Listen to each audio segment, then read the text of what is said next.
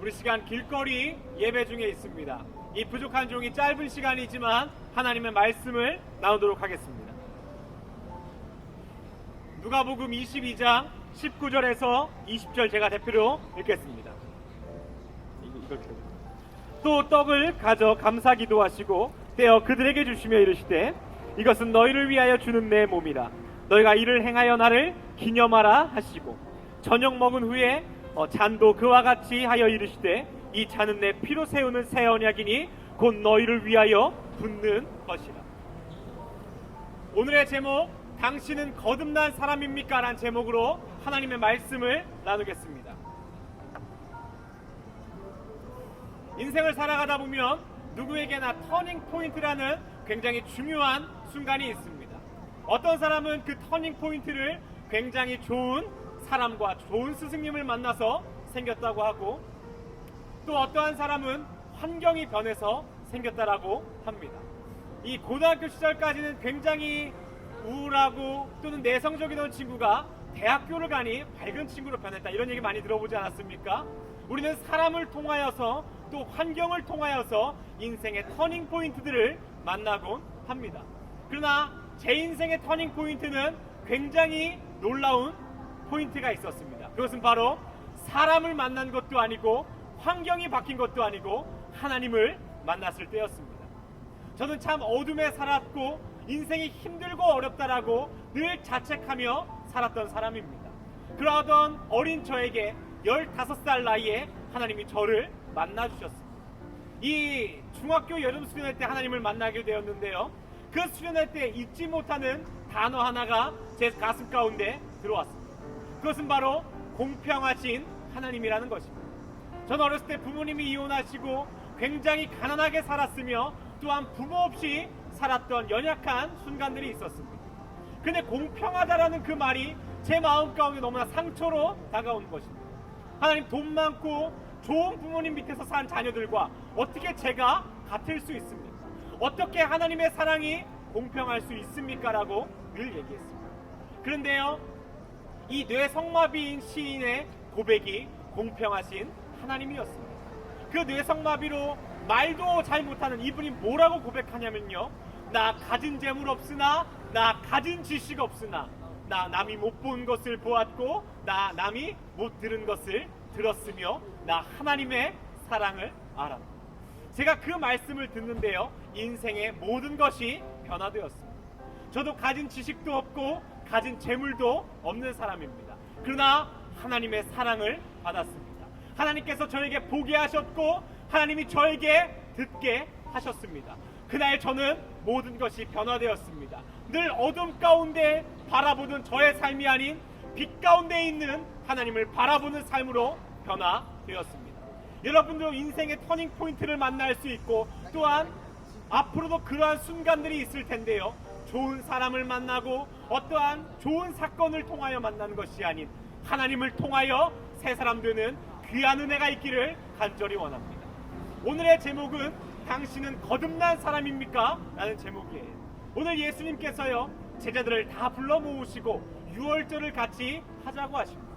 이 유월절이 무엇이냐면 이 모세가 출애굽할 때에 10가지 재앙이 있습니다. 그 중에 마지막 재앙이 무엇인 줄 아십니까? 모든 장자, 동물이든 사람이든 첫 번째 난 것이 죽는 것입니다. 그때요, 하나님께서 이스라엘 백성에게는 피할 길을 주십니다. 그것이 바로 유월절이라는 것입니다. 유월절의 뜻은 지나가다, 넘어가다라는 뜻입니다. 하나님께서 이스라엘 백성에게요, 이스라엘 백성의 장자와 첫째가 죽지 않게 하기 위해서 이 어린 양을 잡아다가 문 앞에 피를 발라두면 하나님께서 지나가실 때에 내 백성인 줄 알고 그의 집에는 재앙을 내리시지 않는 것입니다. 그리고 하나님께서 출애굽기 12장에 뭐라고 말씀하시냐면 이 유월절을 기념하라라고 얘기해요. 왜 하나님이 그 유월절을 기념하라고 하셨을까요? 우리는 너무나 쉽게 잊어버리고 또한 까먹는 존재이기 때문입니다. 하나님이 나의 구원이십니다. 하나님이 우리를 그 고난과 어려움 속에서 지나가게 한 분이십니다. 그것을 유월절을 통하여 늘 깨달으라고 말씀하시는 거예요. 근데 놀라운 것은요, 그럼에도 이스라엘 백성은 늘 하나님을 원망합니다. 또 우상을 숭배합니다. 마치 제 모습과 같습니다. 하나님께서 늘 저에게 은혜 주셨고 그 터닝 포인트를 통해 여기까지 인도하셨지만 조금 힘들면 원망하고 불평하는 모습이 저와 똑같은 사람인 것입니다. 그런데 놀랍게도요, 예수님은 그 유월절을 더 크게 확장하십니다. 오늘 떡을 떼어주면서 뭐라고 말씀하시냐면 이 떡은 나의 몸이라라고 말씀하십니다. 또한 포도주를 주시면서 이 포도주는 나의 피라라고 말씀하십니다. 그리고 이 포도주와 이 만찬을 통하여 나를 기억하라라고 말씀하세요. 무엇을 기억하라는 줄 아십니까? 여러분, 예수님 만나셨습니까? 예수 그리스도로 새롭게 되었습니까? 그렇다면 더 이상 우리의 몸은 우리의 것이 아니라는 것입니다. 우리의 몸은 예수님의 몸입니다. 또한 우리의 피 가운데요, 우리가 예수님 만나지 않았을 때는 나의 힘과 노력으로 살았습니다. 그러나 예수님 만난 그 시점부터는 나의 피가 아닌 예수의 피가 흐른다라고 기억하라는 것입니다. 그러니 여러분 기억해 보십시오. 우리가 예수님을 만났다면요, 우리가 예수님을 만났다면 더 이상 이전 것은 우리의 것이 아니라는 것입니다. 우리가 하나님을 만나고 새롭게 변화되었다면 그 전에 갖고 있던 가치들은 우리의 것이 아니라는 거예요. 세상 모든 사람들은 더 성공하기 위해서, 더 돈을 많이 벌기 위해서, 더 유명해지기 위해서 살아간다면 우리가 하나님을 만나고 살아가는 이유는 하나님의 영광을 위하여 살아가는 것입니다. 고린도전서 10장 31절에 사도 바울이 뭐라고 얘기하는 줄 아십니까? 너희는 먹든지 마시든지 무엇을 하든지 다 하나님의 영광을 위하여 하라. 오늘 예수님께서 우리에게 기억하라고 하는 것이 이것입니다. 넘어지고 쓰러지고 인생의 이 어려운 일을 만날 때마다 더 이상 내 힘으로 사는 것이 아니라는 거예요. 하나님의 능력으로 사는 것입니다. 그러나 우리가 까먹습니까? 안 까먹습니까? 우리는 금방 잊어버리는 존재예요. 그때 무엇을 기억하라고 합니까? 더 이상 내 피가 아닌 내 몸에는 예수님의 피가 흐르는 거룩한, 너는 존귀한 그리스도인이라는 것을 기억하라고 하십니다.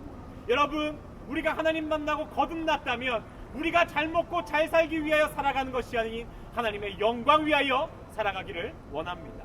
하나님은 그렇게 살아가는 자에게 문제를 넘게 하십니다. 어려움을 극복하게 하십니다. 오늘 하나님께서 그 재앙을 내릴 그 집 가운데 무엇을 보고 지나가십니까? 예수님의 피를 보고 지나가십니다. 우리의 삶의 어려움 하나님 지나가게 하실 것입니다. 왜냐하면 우리의 힘과 노력으로 사는 것이 아닌 우리는 예수 그리스도의 능력으로 살아가기 때문입니다. 여러분, 거듭난 사람입니까? 그렇다면 이전 것은 지나갔습니다. 새롭게 되어서 하나님의 영광을 위하여 살아가십시오. 그때 하나님은 당신과 늘 동행하십니다. 오늘 예수님이 기억하라고 하는 것은 이것입니다. 기억하라, 나를 기억하라, 너의 피가 너의 몸이 아닌 나와 함께 하자라고 오늘 예수님 말씀하십니다. 우리 그렇게 살아가는 우리가 되기를 간절히 원합니다. 우리 시간 같이 한번 기도하겠습니다.